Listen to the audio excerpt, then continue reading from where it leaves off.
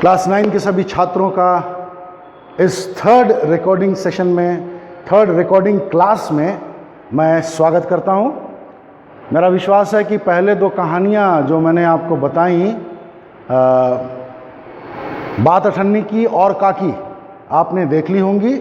अब ये तीसरी कहानी है, इसकी रिकॉर्डिंग मैं आप तक पहुंचाना चाहता हूं। और ये बड़ी ही मज़ेदार कहानी, ये भी बड़ी मज़ेदार कहानी, पहले की दो कहानियां भी बड़ी अच्छी थी, ये कहानी भी बहुत अच्छी है। लेखक यशपाल हैं, जैसा कि मैंने ऊपर लिख दिया है, महायज्ञ का पुरस्कार, लेखक यशपाल। इस कहानी का नाम है महायज्ञ का पुरस्कार और इसे लिखा है यशपाल ने। तो जैसा यहाँ लिखा हुआ है, मुख्य पात्र, यहाँ दो सेठ तथा दो सेठानियाँ, चार पात्र महत्वपूर्ण हैं और एक मेहमान कलाकार है, मेहमान पात्र है, जो एक जानवर है, एक कुत्ता है, जो मैंने यहाँ अंकित नहीं किया है। तो मुख्य पात्रों में दो सेठ, दो सेठानियाँ, यानी दोनों सेठ की अलग अलग पत्नियाँ हैं, और एक मेहमान पात्र है जो एक जानवर है, कुत्ता। अब इस कहानी को समझने के लिए, जैसा कि मैंने यहाँ लिख दिया है, 5 बातें हैं। इन 5 बातों को अगर आप अच्छी तरह से समझ जाते हैं तो कहानी भी आपको बहुत अच्छी तरह से समझ में आ जाएगी। तो इस कहानी की प्रथम महत्वपूर्ण बात है, जीवन में सुख दुख दोनों होते हैं। दूसरी महत्वपूर्ण बात है पुरानी प्रथाओं का प्रचलन। तीसरी महत्वपूर्ण बात है निस्वार्थ भाव से किए गए कार्य महत्वपूर्ण होते हैं।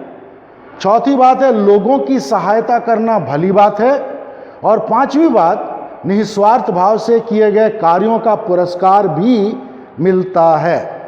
तो मैं अब आपको पहली महत्वपूर्ण बात से इस कहानी को समझाना चाहता हूं। पहली बात है, जीवन में सुख दुख दोनों होते हैं।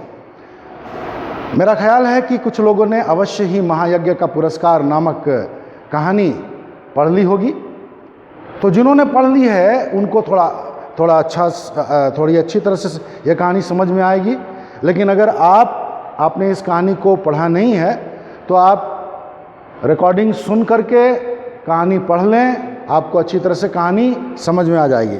तो पहली बात है कि जीवन में सुख दुख दोनों होते हैं। कहा जाता है कि जीवन एक नदी की धारा है और इस धारे में सुख और दुख दो किनारे होते हैं। जीवन एक नदी की धारा है और इस धारा के दो किनारे होते हैं, सुख और दुख। तो हमारा जो सेठ है, जो हमारा मुख्य पात्र है, स्थान का नाम नहीं दिया गया है कि वो कहाँ रहता था, लेकिन बड़ा ही दयालु सेठ था। लोगों की सहायता करना उसे बहुत अच्छा लगता था, भला काम करना उसके स्वभाव में था। भले काम के अंतर्गत वो गरीबों को काफ़ी दान दिया करता था, और अगर कोई गरीब उनके घर में आ जाए तो वो बिना खाना खिलाए, उनकी आवभगत किए उन्हें भेजता भी नहीं था। तो जो धनी सेठ था बड़ा ही विनम्र था, उदार था। और जैसा कि पहला पॉइंट है हमारा, जीवन में सुख दुख दोनों होते हैं। जब सुख का समय था, यानी इसके पास किसी धन की कमी नहीं थी और वह लोगों की बहुत सहायता करता था, उनकी सेवा किया करता था, उनकी आवश्यकताओं को पूरा करता था। लेकिन एक ऐसा समय भी आया जब इसे गरीबी का मुंह भी देखना पड़ा। तो जब आपके पास धन है, आपको कोई परेशानी नहीं होती है, आपकी सभी आवश्यकताओं की पूर्ति हो जाती है। लेकिन जब आपके पास धन नहीं है तो बहुत तरह की समस्याएं खड़ी हो जाती हैं। अब यह सेठ एक समय बहुत धनी था, लेकिन समय बदल गया और अब उसे गरीबी का मुंह देखना पड़ा, यानी उसका जीवन गरीबी के तूफान में फंस गया। अब गरीबी इतनी ज़्यादा हो गई कि पति और पत्नी को, सेठ और सेठानी को 2 वक्त की रोटियां भी नसीब ना होने लगीं। तो ये पहली महत्वपूर्ण बात है। अब ऐसा होता है, दूसरी महत्वपूर्ण बात है पुरानी प्रथाओं का प्रचलन। आज भी पुरानी प्रथाओं का प्रचलन है, बहुत पुरानी प्रथाओं का हम पालन करते हैं। उस समय एक पुरानी प्रथा प्रचलित थी, यज्ञों के फलों की क्रय विक्रय हुआ करती थी। यज्ञों के फलों का क्रय विक्रय हुआ करता था। यह पुरानी प्रथा थी। अब इस प्रथा को समझने की कोशिश करें। यज्ञों के फलों का क्रय विक्रय होना, खरीदना और बेचना। तो यज्ञों में बहुत सारी चीज़ें पूजा के लिए अर्पित की जाती थी और यज्ञ के दौरान बहुत सारे फलों को देवी देवताओं को अर्पित भी किया जाता था और इसे धनी लोगों को बेच दिया जाता था। तो जो गरीब लोग होते थे उनके लिए यज्ञ करना बड़ा मुश्किल था, लेकिन जो धार्मिक विचार वाले लोग हुआ करते थे वे फिर भी यज्ञ किया करते थे। और कुछ लोग अपनी गरीबी का एक उपाय देखते थे यज्ञों के फलों की क्रय विक्रय करना। इसका मतलब है कि यदि मैं गरीब हूँ और मैं यज्ञों के फलों को बेचना चाहता हूँ तो मैं क्या करूँगा, अपने घर में या दूसरों के घर में जाकर, धनी व्यक्ति के घर में जाकर जिसे मैं फल बेचना चाहता हूँ, वहाँ जाकर एक यज्ञ का आयोजन करूँगा और फल देवी देवताओं को चढ़ावे के रूप में खरीद करके, क्रय करके अर्पित करूँगा।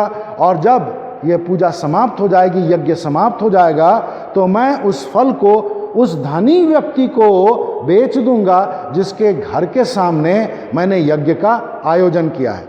तो इससे मान्यता थी कि जो यज्ञ कर रहा है उसके लिए एक धार्मिक अनुष्ठान भी हो गया और धार्मिक कार्य करने का प्रतिफल भी उसे मिल जाएगा। दूसरा, उन फलों को जो यज्ञ में चढ़ाए गए, ऐसा माना जाता था कि यज्ञ में चढ़ाए गए फल पवित्र हो गए। अब पवित्र फलों को जो खरीद ले वह भी एक भला कार्य हो गया। तो जिस व्यक्ति को, जिस धनी व्यक्ति को मैं वो फल बेच दूंगा वो मुझे अच्छे पैसे देगा। इस प्रकार दोनों काम हो जाएंगे। मैंने धार्मिक अनुष्ठान भी आयोजित कर लिया और अपने घर के लिए, अपने घर के सदस्यों को पेट भरने के लिए कुछ धन भी मैंने प्राप्त कर लिए। तो ये पुरानी प्रथा प्रचलित थी। सेठ की पत्नी जो कभी धनी हुआ करता था और अब गरीब हो गया था, उस सेठ की पत्नी उसे सलाह देती है कि हमने सुना है कि कुंदनपुर में एक सेठ रहते हैं, ऐसा करो तुम फलों को ले जा करके यज्ञ, ऐसा करो तुम उसके घर में जा करके एक यज्ञ करो, फलों को खरीदो, फलों को क्रय करो और उनको यज्ञ में चढ़ाओ और उसके बाद यज्ञ समाप्त होने के बाद उस यज्ञ के फलों को उस धनी सेठ को बेच दो। इससे तुम्हें कुछ पैसे मिल जाएंगे और कुछ दिन तक हमारा गुजर बसर हो सकेगा। इसके बाद हम लोग अगले सेशन में जाएंगे, थोड़ा ब्रेक लेंगे।